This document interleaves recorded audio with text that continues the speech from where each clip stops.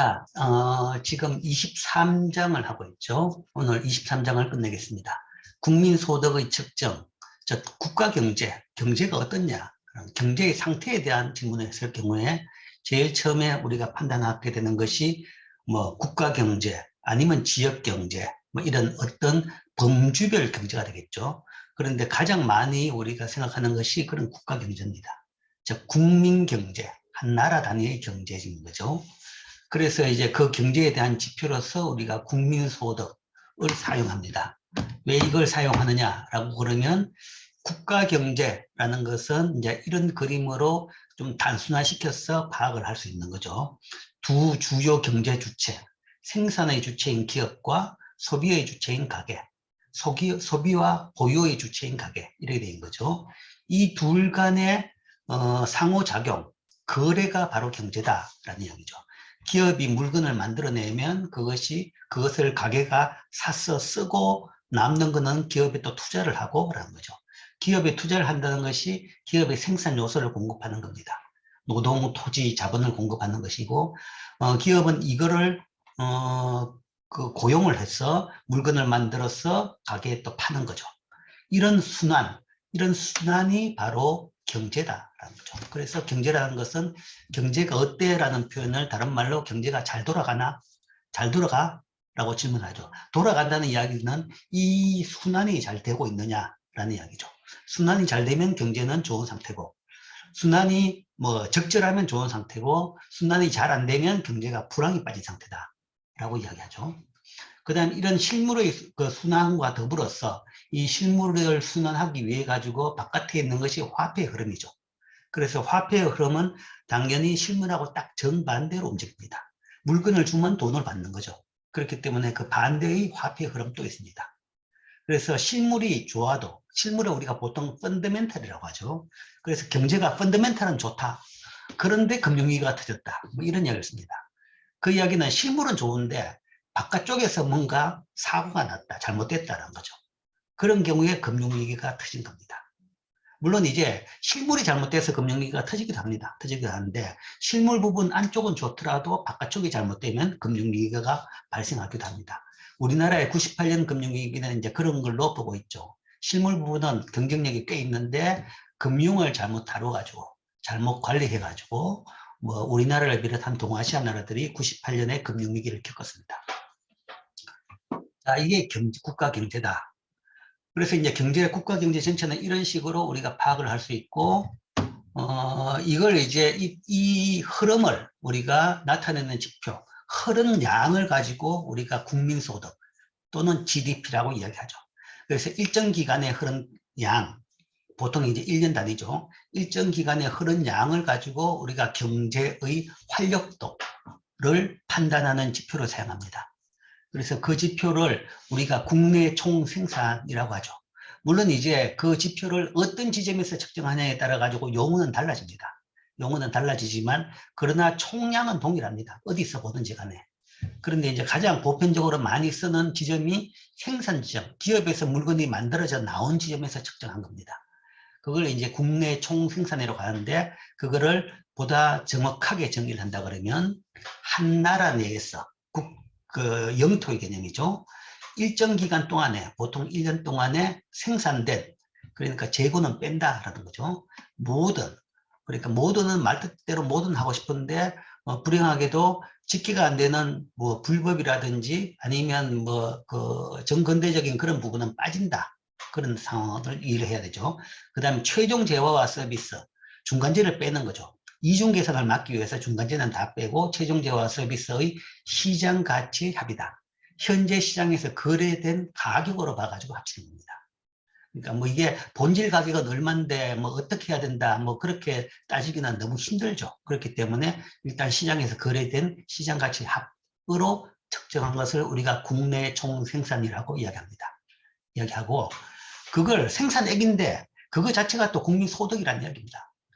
같은 파이프에서 측정된 거기 때문에 파이프 다른 지점에 가면 그게 돌아가가지고 그 가게에 들어갈 때는 그 액수만큼이, 그 물건만큼이 국민소득으로 들어가는 겁니다. 그래서 생산된 양인데 양을 이제 액수로, 가치로 나타내면 그 돈으로 나타낼 수 있는 거죠. 화폐 흐름 쪽에서 측정한다 그러면. 그걸 가지고 이제 가계에 들어간 부분에서 측정한다 그러면 국민소득이다 라고 이야기할 수 있는 거죠.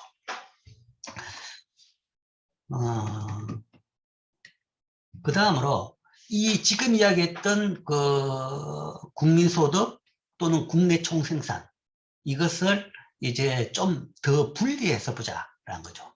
그러면 대표적으로 이렇게 지출 부분에서 이렇게 4개로 나눕니다. 생산 부분에서 나온다 그러면 그거는 이제 산업별로 나누는 거죠. 근데 그건 뭐 전문적이고 경제정책 창상에서는 별로 뭐 산업정책에는 의미가 있지만 경제적으로는 논의할 게 별로 없기 때문에 경제적인 논의에서 가장 중요한 부분이 이 지출 부분입니다. 그래서 들어오는 국민소득 가지고 어떤 용도로 사용되느냐에 따라 가지고 이렇게 4부분으로 나눕니다. 나누는 것을 소비와, 그러니까 총 GDP죠. GDP 또는 국민소득이죠. 이거는 이 4개의 합이다 라고 분류하는 거죠. 4개의 소비와 투자와 정부 구입, 그 다음 이 순수출, 이 4개의 합이다 라고 분류합니다. 그 이야기는 GDP 또는 국민소득은 이 4개로 나눠지는 겁니다. 나눠질 수 있다라는 거죠. 이거는 그냥 분류상의 개념이기 때문에 이게 합이 일치하느냐 일치 안 하느냐는 따질 필요가 없습니다. 이건 합이 일치하도록 뭔가 우리가 계산을 하기 때문에. 그래서 각 비중이 어떻게 변하느냐, 비중이 어떻게 변하느냐, 거기에 따라 가지고 경제 어떤 부문에서의 변화가 경제에 어떤 영향을 미치느냐 라는 것이 이제 경제 정책에서 굉장히 중요한 부분을 차지하고 경제를 운영하고 판단하는 데서 굉장히 중요한 기능을 하는 겁니다. 뭐 간단하게 이야기하면 여기 3번째에 있는 정부 구입, 이게 사실은 우리가 정책으로 이야기한다 그러면 재정정책입니다. 재정정책. 국가가 가지고 있는 가장 강력한 경제 정책 수단입니다. 그래서 이것을 변화시켜 가지고 이게 는다 그러면 Y가 늘어나죠. 이거 4개의 합이니까, 4개의 합이 Y니까 Y를 나누면 이렇게 4개다 라고 이야기할 수 있지만 역으로 본다 그러면 이게 항상 등식이다 그러면 G가 늘면 Y가 늘겠다 라고도 볼 수 있는 거죠. 그러니까 G를 늘림으로써 Y를 늘리는 정책을 쓰고 있는 겁니다.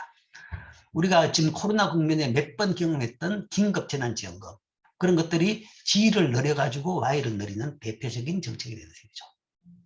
그래서 우리가 이 국민소득을 이렇게 4부분으로 나누어가지고 분석을 합니다. 그래서 이 4부분, 소비, 투자, 정부 구입, 순수출의 개념에 대해까지도 지난 시간에 우리가 설명을 했습니다. 자, 다음으로 오늘은 그럼 실제적으로 이 4부분의 구성이 어느 정도가 되느냐를 데이터를 한번 봅시다. 이 교재가 이제 미국 사람이 쓴 교재라서 미국에 대한 데이터가 있고, 그 다음에 번역 과정에서 우리나라 교수님들이 우리나라 데이터까지 같이 집어넣습니다. 그래서 2개를 다 같이 볼 겁니다.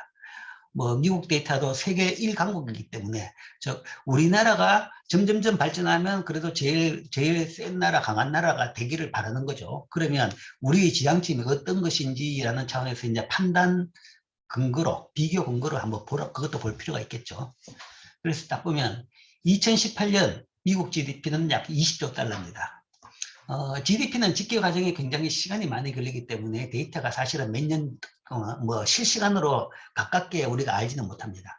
2021년 데이터는 지금 없어요.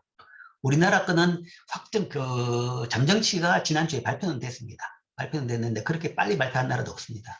그래서 지금 이제 뭐 가능한 경우는 2020년 경우가 일부 데이터가 발표된 나라가 있을 정도입니다. 그래서 28년 데이터가 미국은 약 20조 달러다. 이게 뭐 얼마나 큰 액수인지는 잘 모르겠죠. 그리고 이걸 1인당으로 나누면 뭐 1인당 GDP가 미국은 2018년에 62,600달러 정도다 하는 거죠. 뭐 우리나라와 비교해 본다 그러면 지난주에 우리나라의 작년 잠정 GDP가 발표됐는데 그때 우리나라 작년 잠정 GDP가 1인당 달러로 나타냈을 때 35,000불이다 라고 했습니다. 그래서 그게 이제 재작년에 비해서 굉장히 많이 높아졌습니다. 많이 높아졌는데, 뭐 재작년은 코로나 때문에 굉장히 경제가 나빠졌던 게 있었고, 그 다음에 작년에 그게 회복된 부분이 있었고, 그 다음에 이제 달러로 나타낼 때는 환율이 굉장히 큰 영향을 줍니다. 환율. 실제적인 원화로 나타낸 GDP 변화보다는 환율 변동에 따라 변화가 굉장히 큽니다. 특히 작년에 우리나라 원화의 가치가 높아져 가지고 그게 상당히 빠른 속도로 그냥 굉장히 높아진 부분도 있어요. 뭐 어쨌든 작년 우리나라 GDP하고 비교했을 때 우리나라는 35,000불인데 미국은 62,000불이다. 그러니까 우리보다 배보다 조금 배 정도, 배보다는 조금 적지만 그 정도다. 그러니까 이제 우리나라도 1인당 국민소득이 미국의 절반보다도 더 많은 정도가 됐다라고 볼 수 있죠. 자, 국가별 비교는 나중에 한번 데이터를 또 보여주겠습니다. 그런데 이제 구성이 중요하죠. 지금 여기서는 구성을 보려고 그러는데 네 부분으로 나눠 봤을 때 그 구성이 어떻게 되는지를 보면 미국은 1인당 소비가 42,000불, 즉 62,000불 중에 42,000불이라면 한 68%, 3분의 2입니다. 그러니까 소비, 투자, 정부 구입, 순수출 이 네 부분이죠. 이 네 부분인데 순수출은 사실은 무시하면 됩니다. 거의 0에 가깝습니다. 0에 가깝고, 뭐, 많아봐야 2, 3%가 안 넘습니다. 크고, 정상적인 상태는 0이 맞는 거죠. 0이 맞기 때문에 그건 거의 무시해도 되는 것이고, 순수출이라는 것은 수출 빼기 수입이기 때문에 그 차액은 수출량이 아무리 많더라도 그 차액이 그렇게 클 수는 없습니다. 그게 이제 그 차액을 없애는 것이 환율의 변동입니다. 그러니까 수출이 굉장히 많다 그러면 그때는 그 나라 돈 가치가 올라가 가지고 수출이 줄고 수입이 늘게 작동을 하게 되는 거죠. 환율 변동이라는 것이 단기적으로는 수출 수입 간의 경상수지나 무역수지가 균형이 되도록 만들도록 작동하는 것이 환율의 변화 방향입니다. 그래서 환율 순수출은 사실은 거의 적은 비중을 차지하고 거의 0에 가까운 값이고 이 세 개 변수가 중요한데 이 세 개 변수 중에서 미국에서는 소비는 전체 GDP 중에서 3분의 2 정도다. 68% 그러면 3분의 2 정도죠. 그러면 투자 정보 구입은 그 나머지 3분의 1이다라는 이야기죠. 이거 두 개가 3분의 1이죠. 근데 두 개가 비슷하죠. 그러니까 3분의 1 중에서 반반 나눠가 있다. 6분의 1, 6분의 1이다. 뭐 이렇게 보면 될 겁니다. 미국은 소비가 3분의 2이고 그 다음에 투자 정보 구입이 6분의 1씩이다. 뭐 이런 정도의 소비, 투자, 정보 구입의 구성이 되어 있다. 라는 것이 데이터상으로 우리가 볼 수 있는 것이고 물론 이제 보통 나라는 0에 가까운데 미국은 순수출이 마이너스입니다. 이게 미국의 골치죠. 미국 골치. 항상 경상수지 아니 뭐 특히 무역수지 적자가 심한 나라죠. 미국은. 심한 나라인데 미국의 골치이기도 하지만 뭐 사실은 미국이 흑자를 내면 안 됩니다. 세계적으로. 미국이 흑자를 내면 다른 나라들이 오히려 세계 경제가 잘 안 돌아가는 문제가 생겨요. 물론 이제 미국이 감당 못할 정도로 적자가 낸다 그러면 그거는 더 큰 문제지만 그런 차원에서 미국 적자를 무조건 나쁜 걸로 볼 필요는 없습니다. 이건 뭐 경제적인 이유가 있기 때문에 이런 유지되는 부분이 있다. 거죠. 자, 그러면 우리나라는 보면 그래서 미국이 그거고 우리나라는 보면 2019년 데이터를 보면 명목 GDP가 1919조 원입니다. 지난주 발표됐을 때 이제 우리나라 명목 GDP가 2,000조를 넘었다고 합니다. 이제 뭐 한 3년, 2년 더 2년 이후의 데이터니까 19년에 대비해서 2021년 작년으로서는 이제 2,000조 원이 넘었다. 우리나라 GDP가 이제 2,000조 원이 넘었습니다. 2,000조 원이 됐고 19년에는 1,919조 원. 그 다음에 1인당 GDP는 3,700만 원 정도. 3,700만 원 정도. 지금은 이거보다는 조금 더 많겠죠. 아마 3,800이나 3,900 정도 될 겁니다. 어쨌든 19년은 이 값이고 구성을 본다 그러면 소비는 48.5%입니다. 그러니까 절반이다 하는 거죠. 미국에 비해서 전체 중에서 소비 비중은 더 낮다, 더 적다라는 거죠. 소비는 절반이고 나머지 보면 투자가 26%, 4분의 1이죠. 4분의 1이고 정부 구입이 22%, 뭐 이것도 4분의 1에 가깝죠. 그러니까 우리나라는 물론 이제 순수출은 한 3%, 미국은 플러스 3%, 마이너스 3%인데 우리나라는 플러스 4%죠. 우리나라는 경상수지 흑자, 무역수지 흑자이기 때문에 이게 플러스입니다. 플러스인데 그렇게 흑자가 많아도 GDP에 대비해가지고는 3% 정도밖에 안 됩니다. 근데 이제 최근에는 마이너스가 됐죠. 지난 12월, 1월, 2월까지 마이너스였습니다. 마이너스였다가 1월까지 마이너스였고 다행히 2월 달에 이제 플러스로 돌아섰다는 거죠. 우리나라 이 경상수지, 무역수지 같은 경우에는 유가에 굉장히 민감하게 변합니다. 즉 세계 유가. 그러니까 우리나라 수입액의 3분의 1 정도, 4분의 1 정도가 원유 수입입니다. 원유가 우리나라에 한 방울도 안 나니까 그게 전체 수입액의 4분의 1 정도가 되는 거죠. 근데 그 가격이 배로 오르면 수입액이 배로 늘어나는 겁니다. 그러니까 따져보면 뭔가 한창 코로나 때는 19년 같은 경우는 유가가 배럴당 뭐 20달러, 30달러 되었습니다. 그런데 지금 어제 배럴당 유가가 140달러까지 올라갔습니다. 그러니까 정상화되고 플러스 뭔가 하면 러시아의 우크라이나 침입으로 또 더 펑펑펑 올라가고 있는 겁니다. 그러니까 이거는 지금 유가가 자꾸 오르면 우리나라 경상 수준은 이제 적자가 커진다라는 방향으로 갈 것은 이제 자명한 사실이죠. 자명한 사실인데 어쨌든 뭐 이거는 근데 뭐 거시에서 봐가지고는 이제 무시할 수 있는 0에 가까운 값이 돼야 된다. 장기적으로 봐서는 뭐 그렇게 볼 수 있는 것이고 어쨌든 우리나라는 소비가 절반이고 나머지 투자하고 정부 구입이 절반인데 그러니까 그 투자는 4분의 1 정부가 쓰는 돈도 4분의 1 정도다 라고 볼 수 있는 거죠. 그거는 미국하고 비교했을 때는 소비는 더 적게 하고 투자는 더 많이 한다 라는 거죠. 소비는 더 적게 하고 투자는 더 많이 한다. 절대 액수를 비교할 수 있는 건 아니죠. 나라마다 경제 수준이 다르니까. 그러니까 절대 액수가 아니라 상대적인 비중을 본 겁니다. 상대적인 비중을 볼 때 우리나라는 덜 소비하고 더 많이 투자한다. 그러니까 덜 소비하고 더 많이 투자한다는 것은 두 가지 부분이 있죠. 미래가 더 밝다고 볼 수 있습니다. 그러니까 투자할 때가 있고 투자 성과가 있기 때문에 투자를 더 많이 해낼 수가 있는 겁니다. 그러니까 결국은 이제 개인의 경제 활동에서도 마찬가지입니다. 내가 평생 벌 수 있는 돈은 비슷해요. 나름대로 있어요. 근데 지금부터 쓸 것이냐, 나중에 때 쓸 것이냐. 이게 이제 뭔가 결정해야 될 중요한 부분입니다. 지금 저축 더 하고 나중에 쓰면, 아니면 지금 저축 안 하고 지금 써버리냐, 이런 거죠. 그러니까 지금 소비를 적게 하고 투자를 더 많이 한다는 것은 지금 쓰는 것보다는 지금 덜 쓰고 나중을 위해 가지고 저축을 해서 투자를 더 많이 하는 그런 경제다라는 거죠.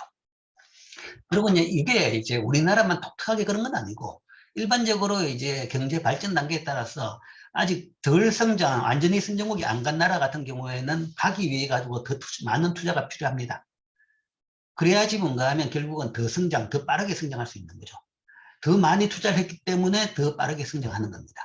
만약에 이 성장세가 뭔가 하면 선진국 정도로 가버린다 그러면 탑 선진국 정도로 가버린다 그러면 이제 성장세는 뭐 선진국 같이 낮아져 버리는 거죠. 그러면 이제 못 따라가는 거죠. 못 따라가면서 갭은 뭐 그대로 된다. 이렇게 되는 거죠. 그래서 어쨌든 현재 소비는 더 적고 투자를 더 많이 한다. 그 다음에 여기 보면 정부 구입도 만만치 않습니다. 우리나라가 뭔가 하면 이제 국가가 쓰는 돈이 뭐 아직도 뭔가 충분하지 않다라고 주장하는 사람도 꽤 있긴 하지만 실제 보면 전체에서 차지하는 비중이 4분의 1입니다. 미국은 6분의 1이었죠.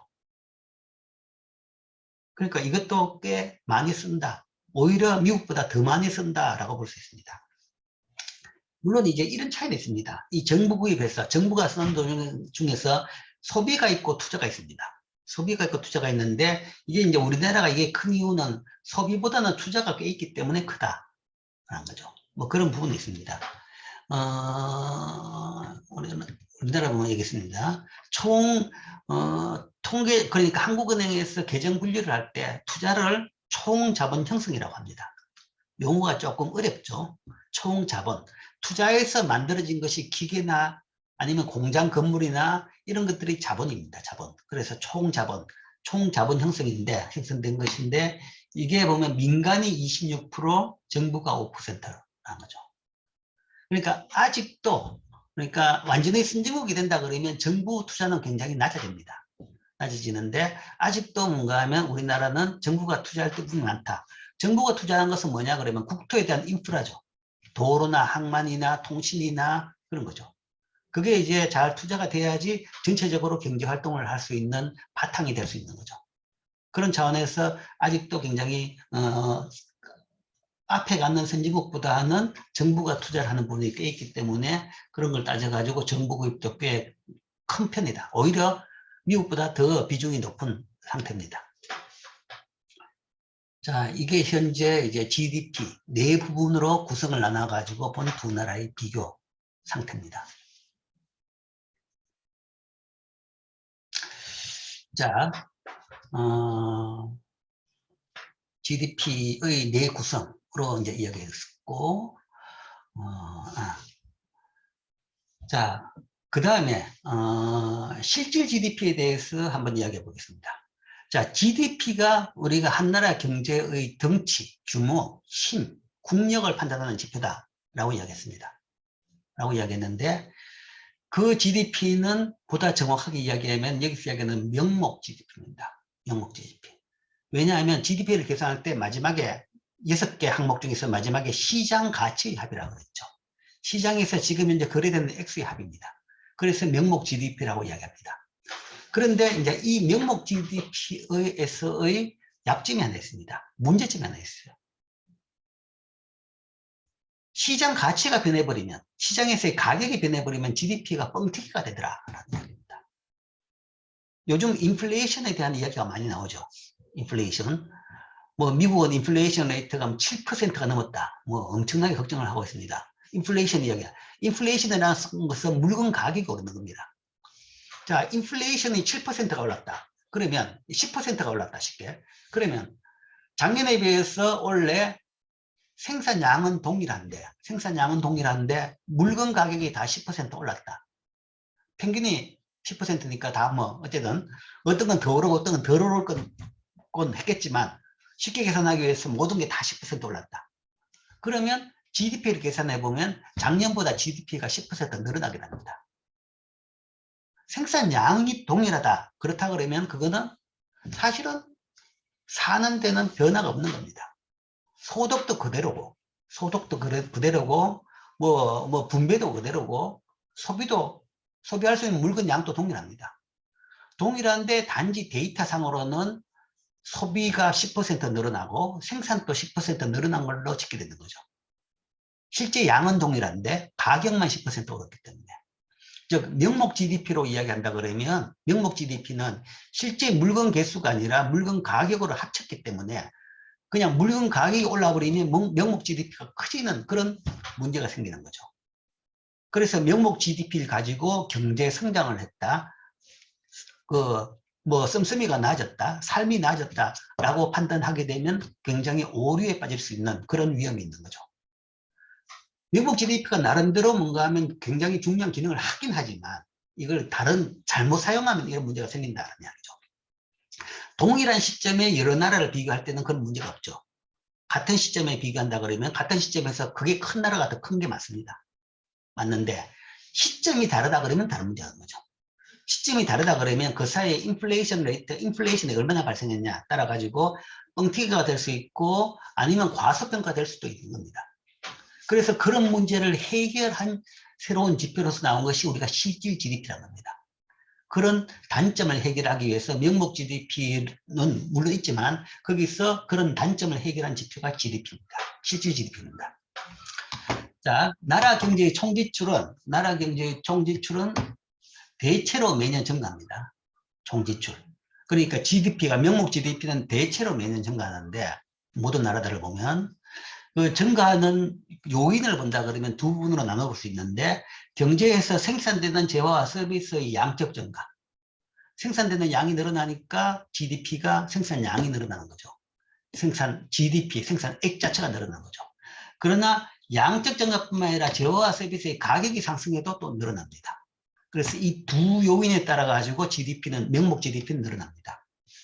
즉 명목 GDP는 재화 서비스 생산 가치를 현재 가격으로 계산하기 때문에 이 두 요인에 따라서 늘어납니다. 근데 이제 요 요인은 좋은데 성장 차원에서 좋은데 요 요인 때문에 늘어난 부분을 제거하고 보자라는 거죠. 요 요인으로 양적으로 늘어난 부분만 우리 한번 이거를 끄집어내 가지고 판단할 수 있는 지표를 만들어 보자라는 것이 실질 GDP입니다. 실질 GDP는 재화 서비스 생산의 가치를 불변 가격으로 계산한 것이다. 거죠. 근데 그럼 그냥 물건 개수를 합치지. 합칠 수가 없죠. 물건이 종류가 다 틀리니까. 그래서 뭔가 하면 하나의 돈의 단위로서 가격으로 합치는 겁니다. 근데 가격이 자꾸 변하니까 문제가 생기죠. 그럼 가격이 변해서 문제가 생긴다 그러면 가격이 안 변하는 한 해의 가격으로 고정시키자라는 이야기죠. 그러면 비교가 되는 겁니다. 즉 기준연도를 하나 설정한 뒤에 고해 가격으로 해가지고 GDP를 다 계산한 겁니다. 고해 GDP뿐만 아니라 다음에 다다음에 다 GDP를 계산하는 거죠. 그런 것이 이제 실질 GDP입니다. 그렇게 되면 가격 변화, 상승에 따라 가지고 뻥튀기 하는 부분은 없어질 수 있는 거죠. 즉 가격 변동의 영향을 배제할 수 있는 그런 GDP가 바로 실질 GDP입니다. 이렇게 된다 그러면 이제 기준연도를 하나 설정했다 그러면 그 기준연도의 경우에는 명목 GDP하고 실질 GDP는 동일합니다. 왜냐하면 그 해의 가격을 했으니까 그 해의 기준연도의 가격이란 것은 뭐 명목 GDP를 하더라도 맨 그 가격이니까요. 그러니까 기준연도에서는 실질 GDP하고 명목 GDP가 동일합니다. 동일한데 이제 다른 해에 가면 실질과 명목이 달라지겠죠. 거기다가 이제 인플레이션이 많이 발생할수록 실질에 비해 가지고 명목이 더 커지는 그런 뭐 현상을 발견하게 될 겁니다. 그래서 이제 이 개념을 조금 더 잘 이해하기 위해 가지고 숫자 예를 통해 가지고 다시 한번 설명해 보겠습니다. 아마 이 기출문제라든지 연습문제, 기말고사가 시험 문제 같은 거 보면 이런 식으로 숫자 예를 가지고 GDP를 계산해보라 라는 이런 문제들이 나올 겁니다. 뭐 쉽게 하기 위해서 여기서 재화는 딱 두 가지만 있다라고 생각합시다. 하나라면 별로 의미가 없었기 때문에 일단 두 개를 했고 세 개라면 많으니까 핫도그하고 햄버거 이 두 개만 있는 나라다. 그죠? 핫도그 가격이 19년에는 1달러, 20년에는 2달러, 30년에는 21년에는 3달러 이렇게 연도별로 상승하고 그 나라의 핫도그 생산량은 19년에는 100개, 150개, 200개 이렇게 쭉 늘어나는 19년, 20년, 21년 햄버거 가격은 2달러, 3달러, 4달러로 상승하고 있고 생산량도 계속 햄버거 생산량도 50개, 100개, 150개로 늘어나고 있습니다. 그러니까 성장을 빠르게 한 나라죠. 실제적으로 가상의 나라이기 때문에 이렇게 빠르게 성장한 나라입니다. 뭐 이 정도 빠르게 성장한 나라는 지구상에 존재하지 않습니다. 그러니까 양으로 봤어도 뭔가 50% 넘고 뭐 이거 뭐 30% 넘고 100% 넘고 이렇죠, 그죠? 이건 굉장히 빠르게 성장한 나라입니다. 나라인데 가상의 나라지만 인플레이션도 굉장히 심하죠. 물건 가격도 굉장히 빠르게 오르는 겁니다. 자, 그렇다 그러면 이건 개별 가격으로 봐가 대충 이런 감이 잡히는데 이게 GDP로 봐서 같은 숫자가 어떻게 바뀌는지를 봅시다. 보면 자, 이 데이터를 주고 GDP를 계산하라 라는 거죠. 그럼 GDP는 이게 이제 최종제어니까 최종제어의 시장가치 합계죠. 그래서 하면 됩니다. 한 개, 2019년에는 한 개 1달러고 100개 생산했으니까 핫도그에서 GDP는 100달러고 그 다음에 햄버거는 50개 생산해서 한 개 2달러니까 2 곱하기 50하면 100달러죠. 햄버거의 GDP는 100달러입니다. 합치면 두 개를 합치면 그 나라 GDP는 200달러가 되는 겁니다. 그래서 19년의 GDP는 200달러가 되고 2020년 GDP는 2 곱하기 150하면 핫도그에서는 GDP가 300달러가 되고 햄버거에서는 햄버거는 GDP에서 3 곱하기 100 하니까 300달러가 되는 거죠. 300, 300 합치니까 600달러가 되는 겁니다. 600달러가 됐고 2021년에는 핫도그 3달러, 3 곱하기 200 하니까 600달러가 됐고 그 다음에 햄버거는 4 곱하기 150 하니까 600달러 600, 600 하니까 1200달러 그러니까 각각의 GDP를 이렇게 쉽게 계산할 수 있습니다. 명목 GDP죠. 이거는 명목 GDP는 이렇게 계산되는 거죠. 그러니까 여러분들한테 모든 그 나라 1년 동안 생산된 물건의 최종재 개수하고 그 다음에 그 가격을 준다 그러면 그걸 이용해 가지고 쭉 다 물량 곱하기 가격이 다 되어버리면 그게 그 나라의 GDP가 되는 겁니다. 자, 이렇게 명목 GDP를 계산할 수 있죠. 근데 명목 GDP로 봐가지고 굉장히 성장세가 빠르다. 2000에서 6000이 됐다는 말은 성장률이 거의 뭐 200%입니다. 200%. 성장했는 게 3배가 된 거죠. 3배가 됐다 그러면 성장률이 200%인 거죠. 200에서 200이 갔다 그러면 성장률이 0%죠. 200에서 200이라 그러면 성장이 안 됐다.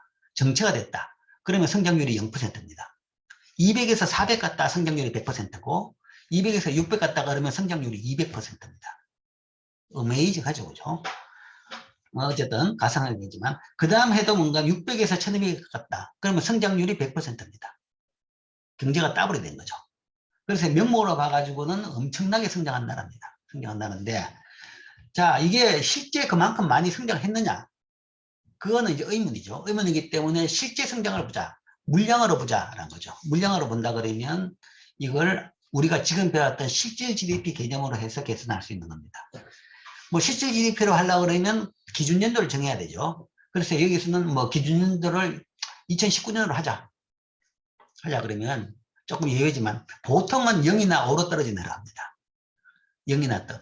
2000년, 2005년, 2010년, 2015년, 2020년 이렇게 보통 우리가 이제 통계에서는 0이나 5로 떨어지는 해를 가지고 기준연도를 5년마다 기준연도를 바꿉니다.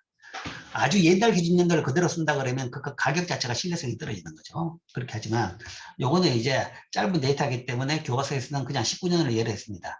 그러면 19년 가격, 핫도그 가격 1달러, 햄버거 가격 2달러로 해가지고 매년 GDP를 다시 계산하는 거죠.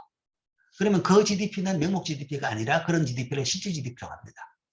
그런데 당연히 2019년에는 그날 그 해 가격이 바로 그 기준연도 가격이기 때문에 GDP는 차이가 없겠죠. 동일하게 200입니다. 200인데 앞에 이야기했죠. 기준연도의 실질 GDP하고 명목 GDP는 동일하다. 그러나 20년에는 달라지겠죠. 20년에는 자, 이걸 계산할 때 명목을 2 곱하기 150 했지만 실질할 때는 2의 가격을 쓰는 것이 아니라 1의 가격을 쓰죠. 1 곱하기 150.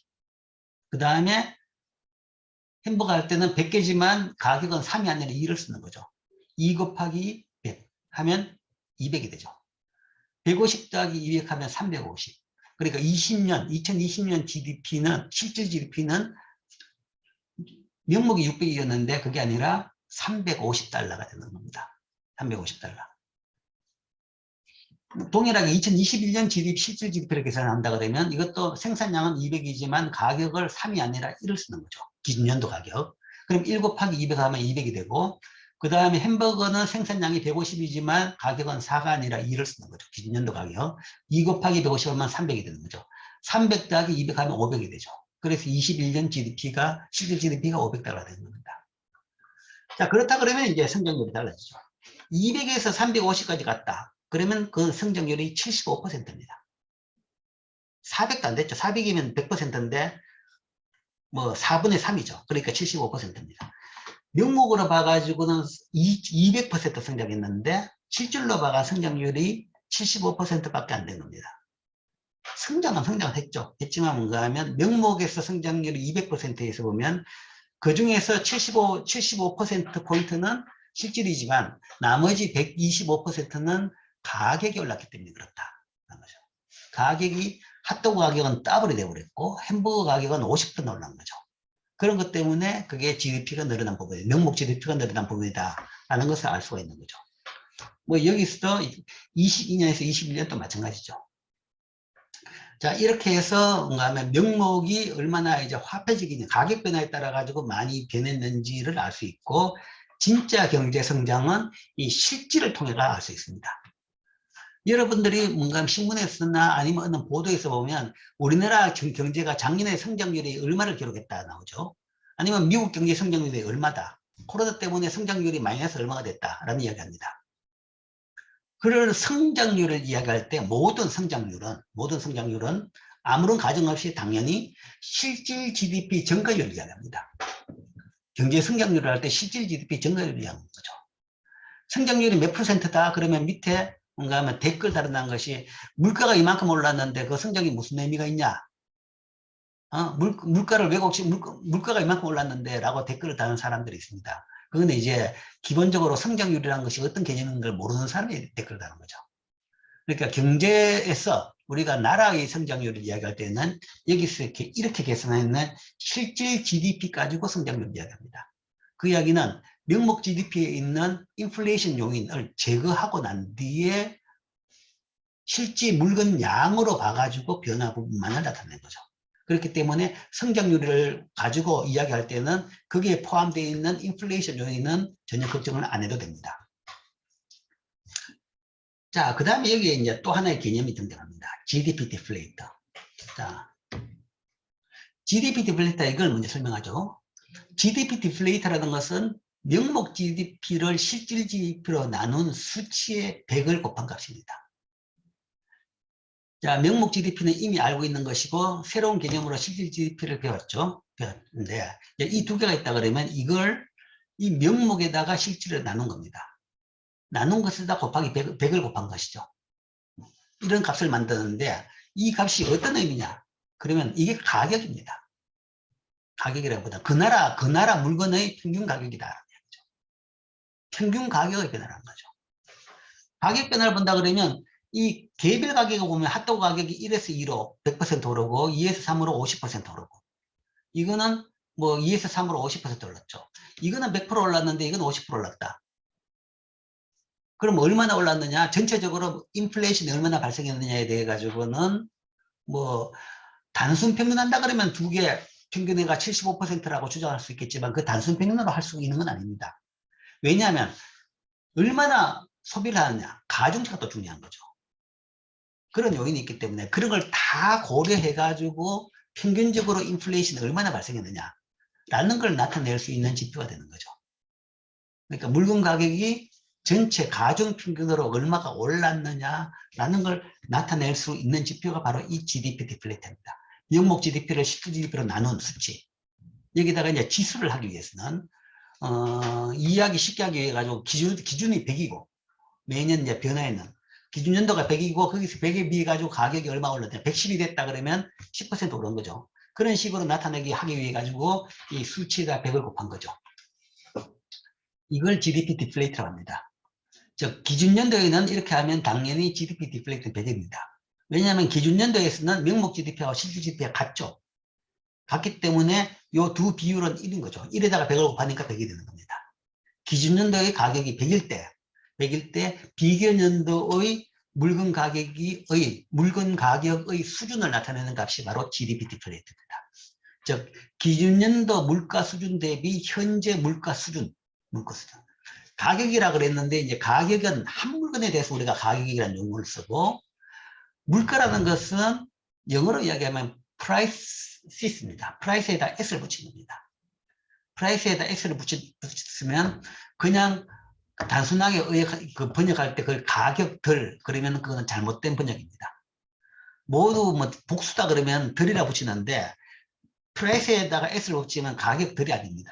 그건 완전히 성격 변화가 발생하는 거죠. 물가라는 용어를 씁니다. 물가.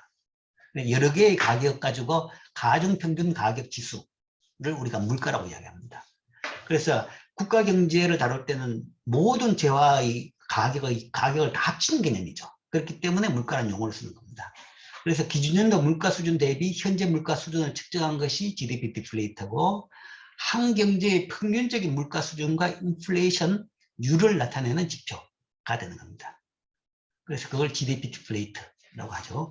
그래서 앞에서 배웠던 이 값을 가지고 계산해 보면 기준연도는 200분의 200이니까 그러니까 200분의 200이니까 200분의 200 곱하기 100 하면 100이 되는 거죠. 2020년에는 20년 실질이 350이고 명목이 600이죠. 350분의 600 그러니까 거기다 곱하기 100을 하니까 171이 됐습니다. 이 이야기는 19년 대비 20년에 물가가 71% 올랐다는 얘기입니다. 100에서 171이 됐다는 말은 물가가 71% 올랐다는 거죠. 핫도그는 100% 올랐고 햄버거는 50% 올랐죠. 그러면 단순 평균한다 그러면 75%인데 물건의 가중치가 있는 거죠. 그 가중치를 고려해 가지고 생각하게 되면 실제 사람들이 느끼는 전체 사람들이 생산 과정, 소비 과정에서 느끼는 물가로 본다 그러면 71%가 된다. 그 다음에는 뭐 21년에는 여기 500이고 실질이 500이고 명목이 1200이죠. 그래서 500분의 1200 곱하기 100 하면 240이 됩니다. 240은 뭐 100에 비해 가지고는 뭐 140% 올랐죠. 그러나 이제 이렇게 되면 전해하고 비교는 아닙니다. 2010 기준연도 19년에 대해서 21년은 뭐 140%가 올라간 셈이죠.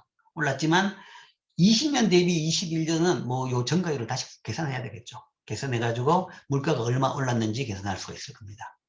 즉 이런 걸 통해 가지고 우리가 명목 GDP의 단점을 보완하기 위해서 새로 만든 개념이 실질 GDP죠.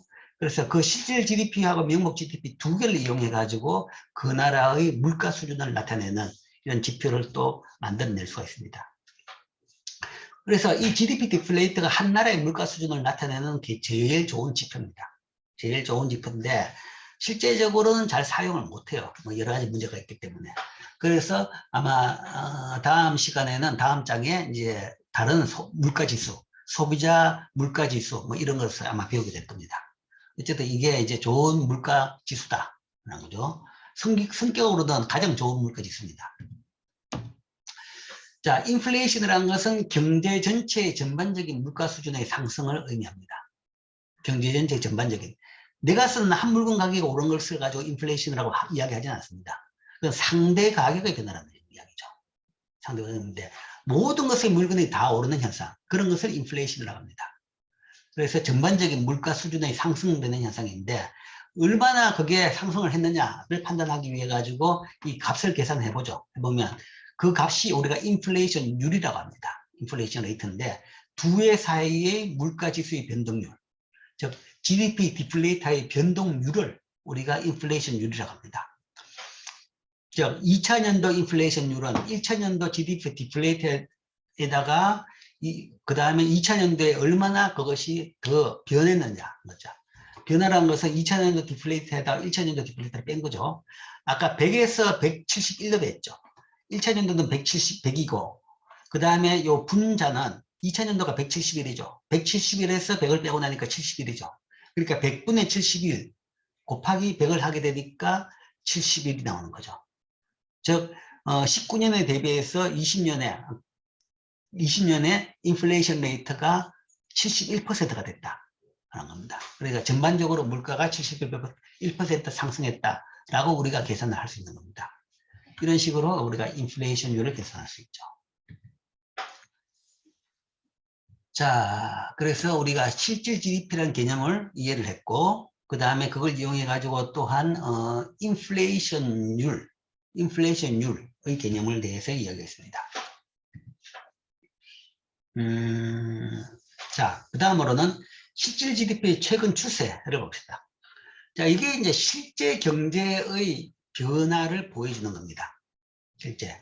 그러니까 명목 부분을 빼고, 명목에서 이 가격 변화 부분을 빼고 실제 실물 부분의 경제 변화. 그러니까 경제의 진정한 체질의 변화를 보여주는 거죠. 경제가 얼마나 성장했느냐, 경제 성장세에 대해 가지고 지금 설명하는 겁니다.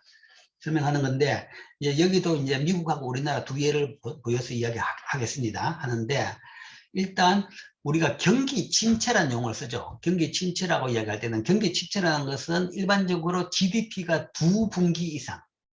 그러니까 GDP는 데이터가, 월간 데이터가 없습니다. 제일 짧아도 분기 데이터라고 했죠. 분기 데이터인데 그 두 분기 연속해가지고 하락한 경우, 하락했다 그러면 그거는 경기 침체라고 합니다.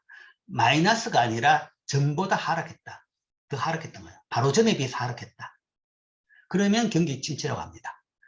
그리고 경기 침체가 발생한다 그러면 실질 GDP가 뭐 성장세가 둔화가 되고 소득이나 기업의 이윤도 감소합니다. 소득이 늘어나는 거, 소득이 줄어들지는 않지만 줄어드는 것도 당연히 뭔가 하면 침체지만 안 줄어들더라도, 그러니까 마이너스가 안 되더라도 뭔가 하면 증가세가 줄어들었다.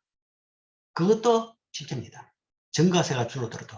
줄어들진 않더라도 뭔가 하면 덜 증가하더라도. 전에 비해가 덜 증가했다. 그런 것도 우리가 경기 침체 현상입니다. 그리고 기업의 이윤은 감소하고, 또한 실업이 늘어나고, 그 다음에 뭐 좀 금융기관의 부실까지 생긴다. 그 금융기관의 부실이 왜 여기 등장했냐 그러면, 기업이 이윤이 감소하고 실업이 발생했다는 것은 일부 기업이 조업을 단축하고 아니면 일부 기업은 문을 닫았다는 이야기입니다. 일부 기업은 문을 닫게 된다는 거죠. 기업이 문을 닫았다 그러면 그거는 소위 말해서 파산인 거죠. 파산. 뭐 파산지대 문을 닫으면 좋지만 뭔가 하면 일부는 파산도 발생하는 겁니다. 기업이 파산했다는 이야기는 결국 기업의 돈을 빌려준 금융기관이 부실을 겪는다. 돈을 떼인 겁니다. 그러면 부실 금융기관이 뭐 발생하고 또 늘어나고 이런 것이 발생하죠. 이런 것이 경기 침체 현상입니다. 자, 그래서 보면 이게 이제 여기서 미국의 실제 GDP를 쭉 1965년부터 2020년까지 쭉 이 그림으로 그렸습니다. 그런데 자, 이게 이제 우상향한다, 위로 올라간다. 그러면 경제는 성장한다는 이야기입니다. 경제는 성장한다는 거죠. 경제가 성장하기 때문에 이게 우상향하는 겁니다. 성장하는데 뭐 초지일관 쫙 성장하는 건 아니구나라는 걸 알 수 있는 것이 이게 보면 쭉 성장하다가 여기서는 갑자기 정체, 그 다음 또 조금 떨어지죠. 떨어지다가 다시 또 이렇게 성장합니다. 성장하다가 여기서 다시 또 떨어졌다가 또 다시 성장하다가 다시 정체, 성장했다가 다시 정체, 성장했다가 다시 정체, 성장했다가 푹 떨어지죠. 푹 떨어지다가 다시 또 성장합니다. 그러니까 항상 계속 단선적으로 성장하는 것이 아니라 성장하다가 떨어졌다가 성장하다가 떨어졌다, 이게 이제 반복이 되는 겁니다. 그래서 우리가 경기 순환이라고 합니다. 그런데 이제 이 그림을 보면 그림에서 아마 색칠한 부분이 의미가 있구나라는 것이, 색칠한 부분이 떨어질 때를 색칠하는 겁니다. 즉 우리가 이제 여러 데이터를 가지고 종합적으로 판단해서 경기 침체 국면, 소위 불황 국면을 판단을 합니다. 불황 국면으로 판단된 기간을 우리가 여기 색칠하는 겁니다. 그러니까 GDP 하나뿐만 아니라 여러 다른 지표까지 감안해 가지고 공식적으로 판단하는 그런 우리 위원회가 있습니다. 위원회에서 불황으로 판단하는 기간이 이 색칠된 부분입니다. 그래서 이 색칠된 부분에는 말대로 실질 GDP가 성장세가 둔화되거나 아니면 뭐 마이너스까지 갔구나라는 것을 알 수 있습니다. 뭐 대표적으로 보면 이런 이제 에피소드들이 있습니다. 자, 이게 언제냐? 제일 많이 떨어지는 때가 이때죠. 이때가 2008년, 2009년이죠. 소위 서브프라임 모기지발 미국 금융위기가 발생한 거죠. 그러니까 경제 성장률이 이렇게, GDP가 이렇게 떨어졌다. 크게 떨어진 겁니다. 떨어지고. 요거는 이게 뭐냐, 2000년대 초, 이것도 이제 좀 신문에 많이 나오던 때입니다. IT 버블 붕괴, 미국의 IT 버블 붕괴 때문에 발생했던 때다. 그죠? 90년대 초, 이건 9/11일 때고, 그 다음 이 70년대 초, 이게 석유파동, 1차 석유파동, 이게 1차 석유파동, 이게 2차 석유파동. 후, 폴 부커 샥이라고 하는데, 그런 금융 정책 원인, 그런 것 때문입니다. 그런 식으로 이제 이렇게 색칠이 된 부분은 상당히, 큰 사건과 더불어서 많이 나타납니다. 경기 침체가 뚜렷할 때는 뭔가 하면 경제적인 요인뿐만 아니라 여러 정치, 사회적인 요인하고 같이 나타난 거죠. 여기는 지금 코로나 요인까지는 안 나왔지만 다음 우리나라 그림에는 코로나까지 나옵니다. 그러니까 좀 더 그리면 코로나 요인 따라 가지고 떨어진 게 나오겠죠. 그 다음에 또 우크라이나 전쟁 이런 것들이 또한 이제 지금 이제 시작됐는데 거기에 따라 가지고 경제에 큰 영향을 미칩니다. 자, 그 다음 우리나라 걸 봅시다. 우리나라 실질 GDP를 보면 동일합니다. 이 색칠된 부분은 우리가 불황으로 판별된 그 기간입니다. 기간인데 70년대부터 보면 쭉 늘어났는데 스케일이 달라 그러는데 아마 이 올라가는 속도는 미국보다 훨씬 빠릅니다. 비교할 수 없을 정도로 한 서너 배 정도 빠릅니다. 성장률이 빠른데 자, 우리나라도 이런 굴곡을 좀 경험하죠.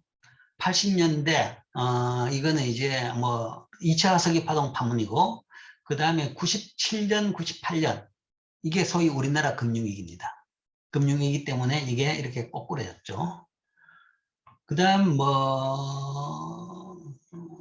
이때 이건 미국 금융위기 여파로 이렇게 들었던 것이고, 그 다음 마지막에 갈고리, 이게 19년, 20년이죠. 2019년 코로나에 따른 불황입니다. 그런데 이제 2021년 데이터가 가보면 이게 요것보다 더 높은 정도로 성장한 게 나타납니다. 우리나라는 그러니까 지금 작년 데이터를 보면 재작년 이 마이너스를 다 극복한 걸로는 나타납니다. 그런데 이런 식으로 뭔가 하면 이 중요한 경제적인 격변기는 이렇게 데이터를 통해 가지고 뚜렷하게 나타나는 거죠. 우리나라 경제 성장률은 여기서 본 바와 같이 연간으로 봐가지고 이 마이너스 성장률을 기록한 것은 요 세 번밖에 없습니다.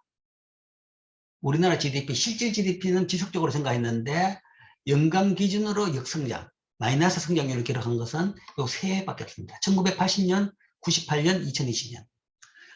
1980년은 나간다가 2차 석유파동이라고 했는데 그것보다 더 큰 문제였어요. 소위 박정희 대통령이 시해되고 난 뒤에 정치적인 여건 때문에 마이너스 성장을 이뤘습니다. 20년 동안 대통령 한 사람이 없어지고 난 뒤에 나라가 선정을 잃어가지고 헤매는 거죠. 그래서 이 한 해 마이너스 성장을 이루겠습니다. 79년 10월 26일 날 정보부장한테 총을 맞아가 돌아가셨죠. 그 때문에 발생한 것이 이겁니다. 그 다음에 98년은 아까 이야기했던 우리나라 금융위기 또는 동아시아 금융위기 때입니다. 되고, 그 다음 미국 금융위기 때도 아까 데이터는 분기라서 마이너스를 보였지만 연간으로는 마이너스가 됩니다. 플러스였고, 그 다음에 이제 2020년은 코로나 때문이죠. 코로나 때문에 마이너스 성장. 그러니까 우리나라는 본격적인 경제 성장률이 60년대 중반인데 60년대부터 시작해가지고 쭉 하면서 성장률이 마이너스를 연간으로 마이너스를 기록한 것은 이 세 개밖에 없습니다. 그 정도로 뭔가 다른 어떤 나라보다 강한 성장세를 지속했습니다. 그래서 70년대에 비해 가지고 19년의 실제 GDP가 25배, 경제가 25배 늘어났다, 성장했다. 맞죠? 그 성장을 보고 성장률이 연평균 성장률이 6.8%. 그죠?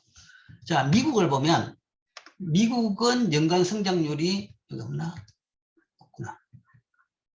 한 2%가 채 안 됩니다. 1% 됩니다.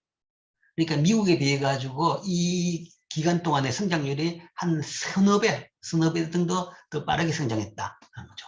그래서 소위 고도 성장 결과 모사한 나라가 지금 이제 선진국 수준에 가 있다. 그렇죠. 그렇지만 여기 이제 한 문제가 있는데 최근에는 성장률이 굉장히 하락하고 있습니다. 성장은 하고 있지만 마이너스까지는 잘 안 가지만 성장률이 하락하고 있다. 90년대 이후부터는 성장률이 지속적으로 하락하고 있다라는 것이 지금 이제 걱정이 되고 있습니다. 자, 여기까지가 성장률에 대해서 이야기했습니다. 자, 성장률.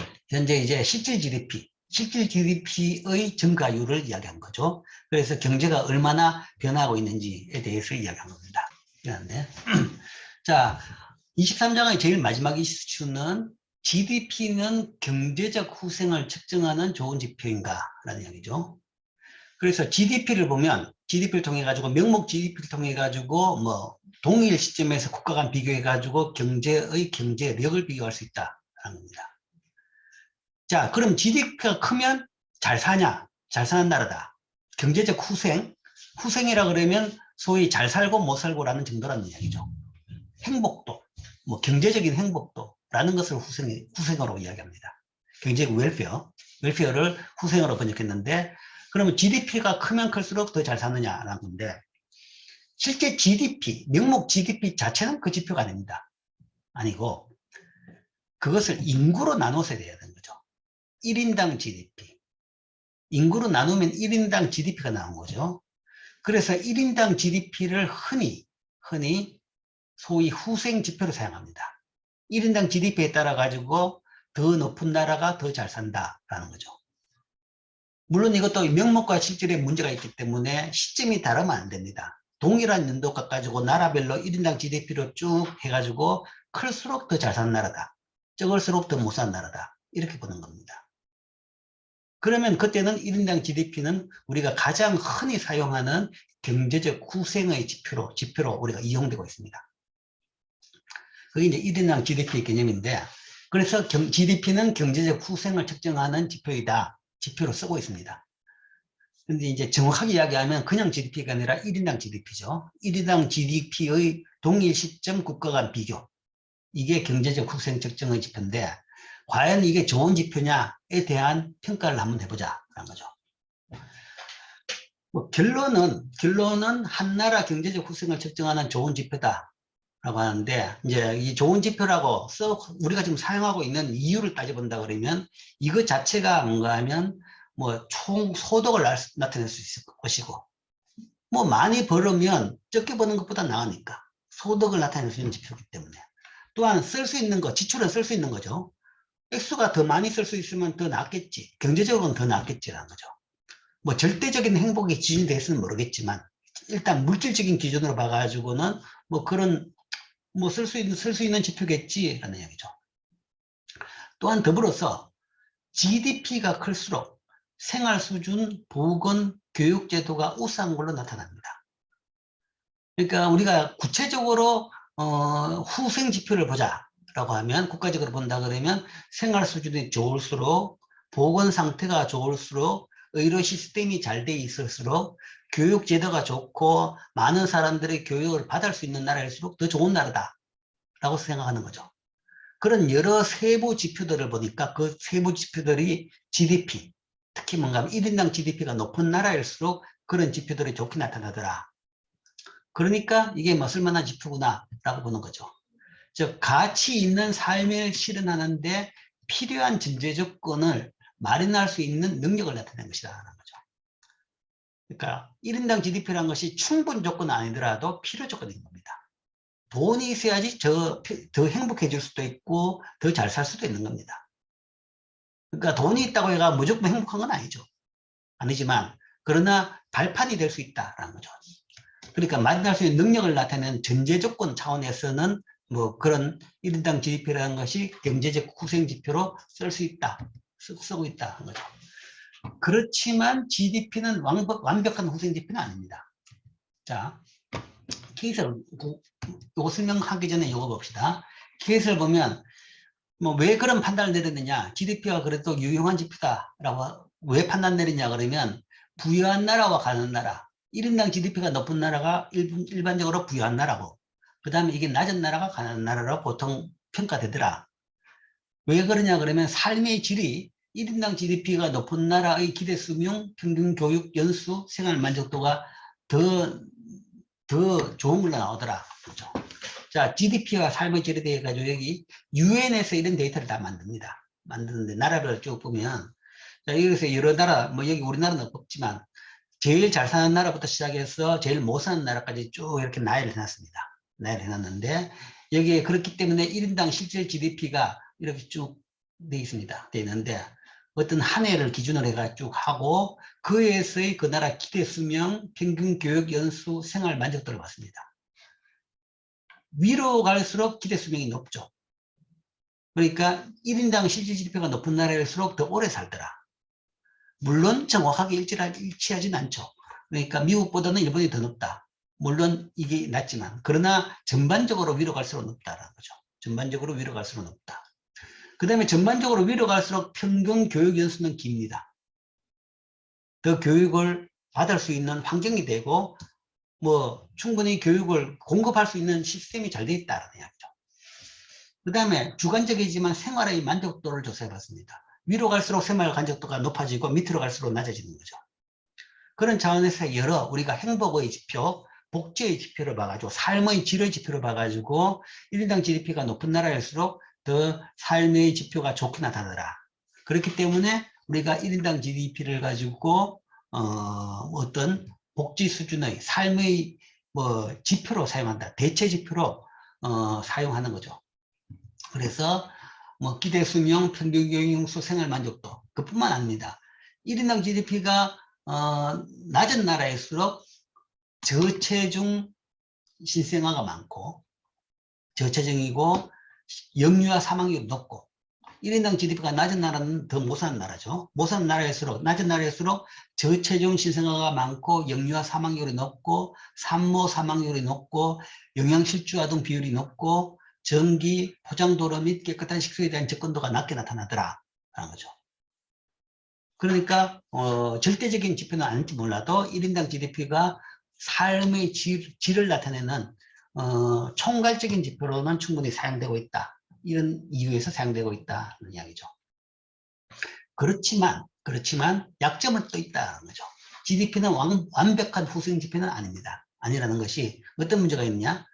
여기에 포함 안 된 제일 대표적인 문제점이 여가나 시장 밖에서 이루어지는 모든 경제활동, 환경의 질을 반영하지 못하고 있다라는 거죠. 여가 개념을 이야기한 것은 생산된 것만을 합치는 겁니다. 합치기 때문에 생산 안 하고 노는 시간 안 들어가 있는 거죠. 그러니까 충분히 쉬지 말고 일만 열심히 많이 해가지고 GDP가 늘어난다. 그렇다면 그게 바람직하냐라는 이야기를 할 수가 있는 거죠. 그런 차원에서 이제 비판을 할 수가 있는 겁니다. 여가가 안 들어갔다는 차원에서 이제 뭐 볼 수가 있는 거죠. 그래서 뭐 우리나라가 GDP가 빠른 성장했지만 너무 노동 시간이 긴 게 아니냐, 라는 부분에 대해 가지고 한 10년 전부터 여러 문제제기가 됐죠. 되기 때문에 최근에는 이제 노동 시간을 좀 줄이는 차원으로 여러 가지 입법이 됩니다. 입법이 돼 가지고 이제는 이제 우리나라 노동 시간도 좀 이제 낮아지기 시작하죠. 그래서 그런 차원으로 보고 있고, 그 다음에 GDP를 이야기할 때 이야기했죠. 시장 밖에서 이루어지는 경제활동이 포함되어 있다. 뭐 불법 활동 아니면 불법이 아니 뭐 나쁜 일은 아니더라도 일반적으로 뭐 텃밭이랄까 아니면 그냥 뭐 그 비시장적인 활동은 다 포함이 안 되는 겁니다. 그리고 일반적으로 개도국일수록 1인당 GDP가 낮은 나라일수록 그런 영역이 많습니다. 그런 영역이 많다는 것은 결국은 이런 1인당 GDP가 낮다는 것은 실제 그 액수는 굉장히 과소평가됐다라고는 볼 수 있습니다. 그렇기 때문에 그런 걸 감안해 봐야지 그 자체만큼 비율이 떨어지는 건 아니다 하는 거죠. 그 다음에 또 이제 이런 비판도 있습니다. 환경의 질을 반영하지 않는다는 거죠. GDP가 높고 성장이 높은데 대신에 환경이 더 나빠지면 그건 삶의 질은 나빠진 게 아니냐라는 거죠. 그런 차원에서는 GDP가 좋은 지표가 아니다라고 주장하는 사람들이 있습니다. 뭐 일견 이제 그것도 일리는 있죠. 일리는 있는데 이제 환경에 대해서는 우리는 이제 이 쿠지네트 커브라는 개념을 사용합니다. 역사적으로 보면 이제 개발 초기에 환경이 많이 나빠집니다. 환경이 많이 나빠졌는데 어느 정도 개발이 이루어지고 나면 환경이 다시 좋아집니다. 즉 지금 우리가 제일 선진국 1인당 GDP가 높은 나라들을 보면 다들 환경이 너무 좋아요. 깨끗하고 그 다음에 도시의 공기도 뭐 우리보다 훨씬 더 깨끗하고 서울보다 훨씬 깨끗하고 뭐 뉴욕이나 파리나 뭐 런던이나 거기 도시의 공기가 우리 서울보다 훨씬 더 낫습니다. 유럽 도시들, 유럽이나 미국 도시들은. 그 다음에 뭐 자연 환경도 굉장히 잘 정비가 돼 있고 그리고 또 사람들이 또 잘 활용할 수 있도록 접근성도 굉장히 좋고 그런 얘기죠.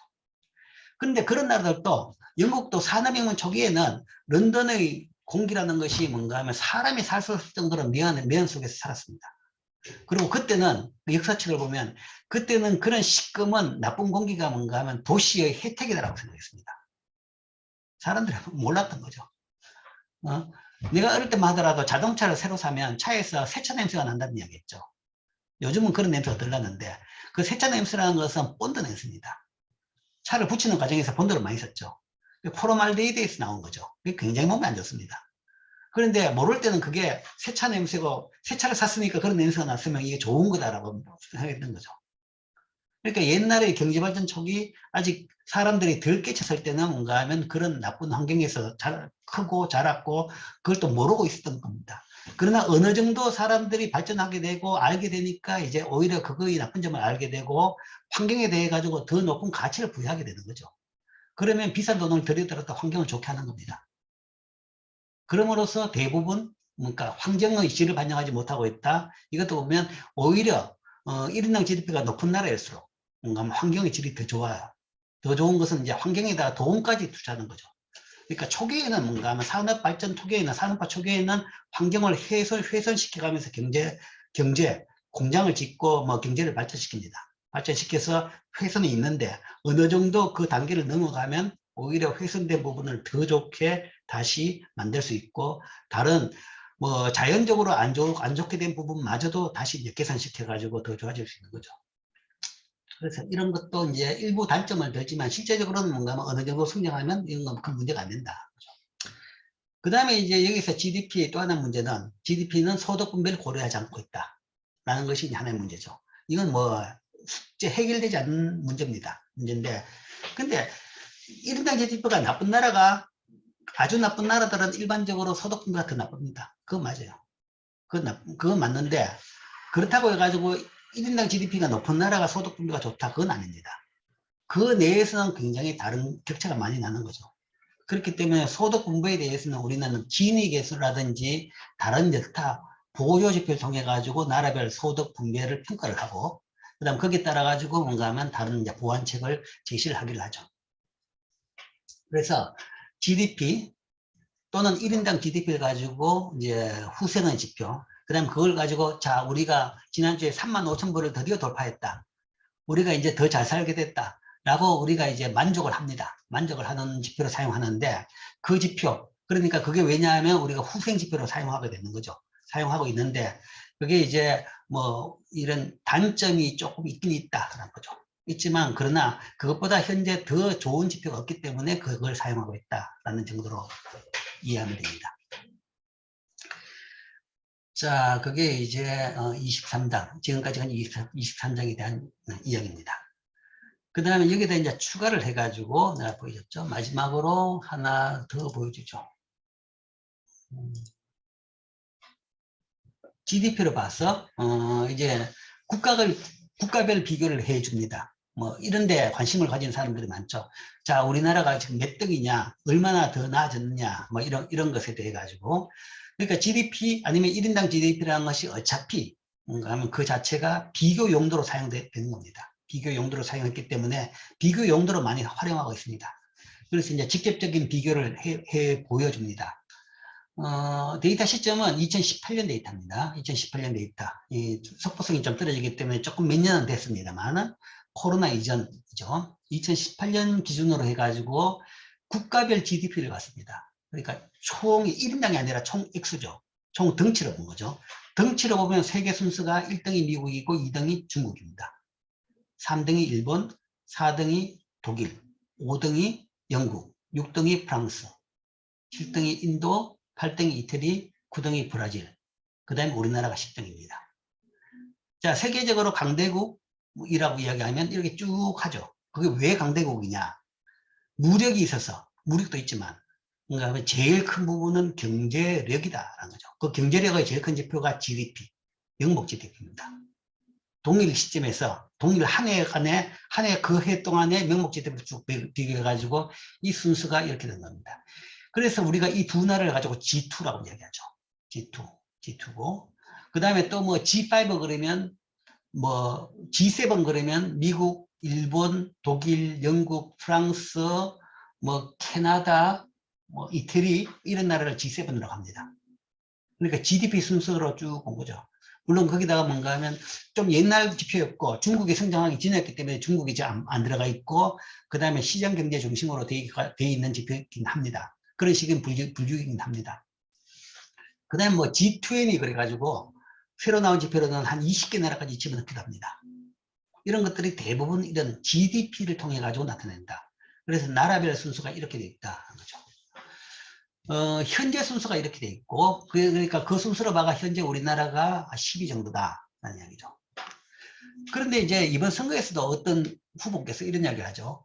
자, 우리나라가 경제적으로 10위 강국인데, 10대 강국인데, 우리나라 복지제도는 근처도 안 간다. 말이 되느냐? 내가 짓고 나면 우리나라 복지제도를 10위로 끌어오르겠다. 라고 주장했습니다. 근데 이제 그건 이제 뭐 알고 그랬는지 모르고 그랬는지 그 이야기 자체는 굉장히 잘못된 이야기죠. 그러니까 덩치로 봐가지고는 10대 되지만 실제 뭔가 복지 수준이라는 것은 1인당 GDP로 봐야 되는 겁니다. 복지를 할 수 있는 여력이 되느냐라는 거죠. 쓸 수 있는 돈이 있는 거죠. 중국이 2등이라고 해가지고 복지 제도가 잘 되어 있냐? 전혀 아니죠. 아직 후진국입니다. 그러니까 복지에 쓸 수 있는 돈이 그렇게 아직도 여유가 없는 셈이죠. 그렇기 때문에 굉장히 아직까지 불비합니다. 자, 복지 수준을 보려고 그러면 뭘 봐야 되느냐? 이거죠. 1인당 GDP입니다. 이 순서로 봐야 되는 거죠. 우리나라가 여기서 봐가 10등이지만 이게 달러로 봐가 이때는 33,000불입니다. 작년에 35,000이 됐다 그러지만 이때 33,000불입니다. 이 33,000불이라는 것은 캐나다보다도 낮고 밑에 있는 호주보다도 낮고 17위인 네덜란드보다도 낮고 20위인 스위스보다도 더 낮습니다. 그러니까 1인당 GDP로 본다 그러면 현재 우리나라가 한 32 정도, 30에서 35위 정도입니다. GDP로 봐가지고는 10이지만 1인당 GDP로 봐가지고는 30위 정도.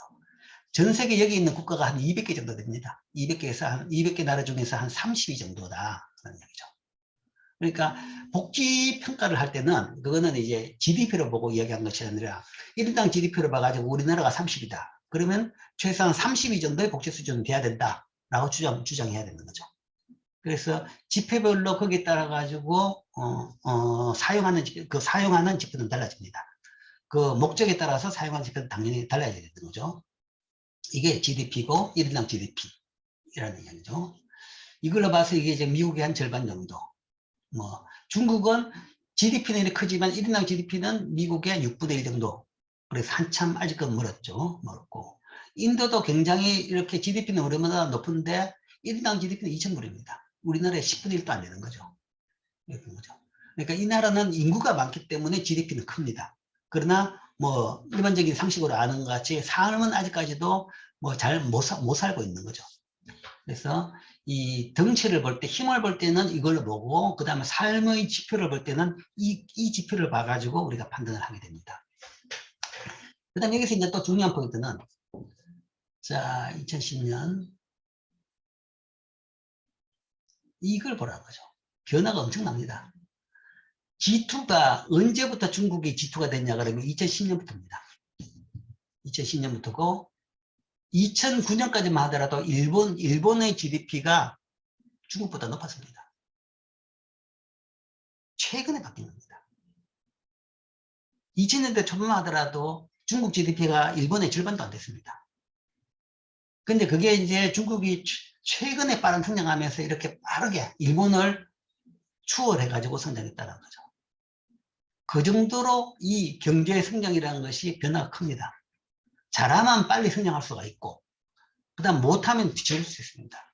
중국과 일본이 바뀐 것을 중국이 잘했는 부분도 있죠. 잘했는 부분이 큽니다. 크긴 크지만 또한 저렇게 크게 격차가 뒤바뀐 것은 또한 일본이 오랫동안 못한 부분도 있다는 얘기죠. 경제라는 것은 가만히 놔두면 알아서 잘하는 게 아닙니다. 잘 관리를 해야 됩니다. 잘 관리를 해야 하는데 못 관리하면 저렇게 빠른 속도로 뒤처지게 된다는 얘기죠. 그러니까 우리나라하고 비교했어도 일본이 비교하면 옛날에는 이때 보자. 1인당 국민소득을 보면 절반이죠. 우리가 일본의 절반밖에 안 됐죠. 2010년만 해도 절반인데 지금은 거의 근접합니다. 39,000에서 34,000. 한 10%, 20% 차이도 안 납니다. 점점 가까워지는 겁니다. 그러니까 성장사가 이렇게 달라질 수 있다는 거죠. 그러니까 일본이 잘 못했다. 일본 경제가 잃어버린 20년, 10년, 20년이라고 이야기한 거죠. 그 결과가 이런 식으로 나타나는 겁니다. 나타난다 그러면 그 다음에 그게 뭔가 하면 국민들의 삶이 있어가지고 옛날에는 잘 사는 나라였는데 세계에서 제일 잘 사는 선진국이었는데 지금은 상대적으로 점점점 최근에 일본 내에서 이런 이야기 나오죠. 이제 몇 년 있으면 우리나라가 뭔가 하면 선진국에서 떨어질지도 모른다. 한국보다도 못 살게 되는 나라가 될지도 모른다. 라는 그런 극단적인 소리까지 나옵니다. 극단적이 아니라 사실은 지금 추세로 가면 뭐 10년 내에는 충분히 그렇게 될 겁니다. 한 5년 내에도 그렇게 될 수 있죠. 그 이야기는 반면교사죠. 우리도 잘해야지 계속 성장하는 것이지 까딱하면 뭔가 하면 그렇게 빠질 수 있다는 겁니다. 이게 이제 나라별 GDP를 해가지고 지금 쭉 봐서 한 40개 나라 정도까지 쭉 보여줬습니다. 보여줬고 마지막에 등수가 없는 룩셈부르크가 있죠. 이게 왜 이 나라를 집어넣냐 그러면 1인당 국민소득이 11만 불입니다. 제일 높은 나라입니다. 이제 산유국을 제외하면 대부분 1인당 국민소득이 제일 높은 나라가 항상 룩셈부르크가 나옵니다. 나오는데 이게 이제 그렇게 왜 이 나라는 어떻게 잘 사냐? 라고 보면 가보면 그렇게 잘 사는 나라는 아니에요. 아닌데 이제 소위 조세 회피국 영국하고 프랑스하고 독일의 사이에 있는 나라입니다. 그래서 뭐 어떤 경제 정책을 잘해가지고 숫자가 좀 크게 높게 나타난다는 나라입니다. 그래서 이건 뭐 진짜 잘 사는 나라는 아닙니다. 아닌데 숫자로 봐가지고는 이렇게 높게 나는 나라가 있다. 거죠. 그래서 나라별로 이렇게 쭉 되어 있습니다. 되어 있고 여기 이제 1인당 PPP GDP라는 개념이 있는데 아직 우리 교과서에 능력 안 했는데 요즘은 이게 나라별 삶의 지표로 더 많이 활용하고 있습니다. 왜냐하면 이 1인당 GDP마저도 아까 말한 대로 국가별의 물가 수준의 차이, 가격 수준의 차이 때문에 동일 시점 내에서도 그러니까 우리도 뭔가 뭐 어떤 나라 가보면 이게 물건 싸네, 비싸네 그런 게 있죠. 선진국 갈수록 물건 가격이 비싸고 동남아 여행해 보면 모든 물건이 다 싸죠. 그러면 뭔가 하면 동일한 돈 가지고 훨씬 더 잘 살 수가 있는 겁니다. 그런 국가별 동일 시점이지만 국가별 가격 차이 때문에 발생하는 그런 부분, 차이 부분을 보정해 놓는 것이 1인당 PPP GDP입니다. 그래서 이게 실제 삶의 지표로는 가장 현재 사용하는 지표, 모든 지표를 통틀어 가지고 가장 좋은 지표로 보고 있는 거죠. 그래서 그 지표를 보면 현재 우리나라 1인당 PPP GDP가 일본하고 뭐 큰 차이 없다. 그리고 최근 작년에는 역전을 했다라는 걸로 나타납니다. 그래서 이걸로 본다 그러면 이 격차는 또 더 줄고 있죠. 그래서 뭐 GDP, 명목 GDP, 그 다음에 1인당 GDP, 그 다음에 뭐 PPP GDP 이런 걸 통해 가지고 국가별 비교, 그 다음에 경제 상태의 시점별 비교 이런 것을 할 수가 있습니다.